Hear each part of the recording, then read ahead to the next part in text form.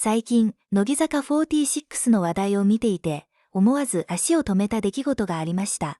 6期生の森平麗心さんが、ファンとのやりとりの中で話した、私も受験生なので、という一言です。短い言葉でしたが、SNS では様々な受け止め方が広がり、大きな話題になりました。森平さんは6期生として活動を始めたばかりでありながら、学業とも両立していることが知られています。そのため、この発言自体は自分も受験という大切な時期を過ごしているという事実を自然に伝えたものと考えられます。一方で、その言葉を聞いた人の中には、受験を応援するメッセージとして受け取った人もいれば、別の意味に感じた人もいて、反応は大きく分かれました。SNS では短い文章ほど前後の文脈が伝わりにくく、一つの言葉だけが切り取られて広がることがあります。今回も実際の発言全体よりもその一部分だけが引用され、多くの意見が交わされる形になりました。もちろん、ファンの間でも見方は一つではありませんでした。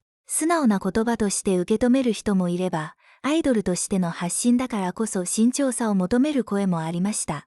その違いは、誰かが正しいというより、それぞれが違う立場から言葉を受け取っているからなのかもしれません。乃木坂46では、新しいメンバーが注目を集める機会が多くあります。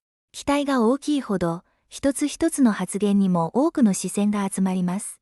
森平麗心さんも、その中で活動を始めた一人です。今回の出来事は、一つの言葉そのものよりも、今の時代では短い発言がどれほど早く広がり、人によって全く違う意味を持つことがあるのかを改めて考えさせる話題だったように感じます。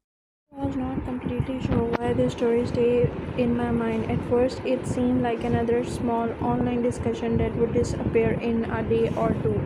The internet is full of those moments. A sentence is posted, people react, and then everyone moves on. But this one felt like a little different the longer I thought about it. What interested me is not whether the reaction was right or wrong, it is how single sentence can suddenly become much bigger and the person who said it. When someone is new to the public eye, every word seems to carry extra weight. People are not only listening to what is being said, they are also listening to what they accept to hear. Those expectations come from personal experience, admiration, disappointment, or even stress that has nothing to do with the speaker.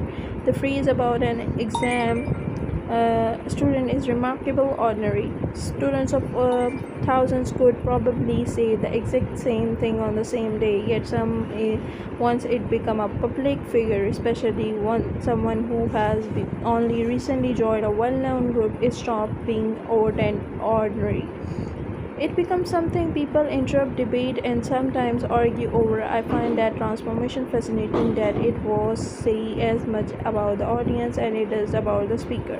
Something else surprised me too. Fans often hope that ideas sounds genuine rather than rehearsed.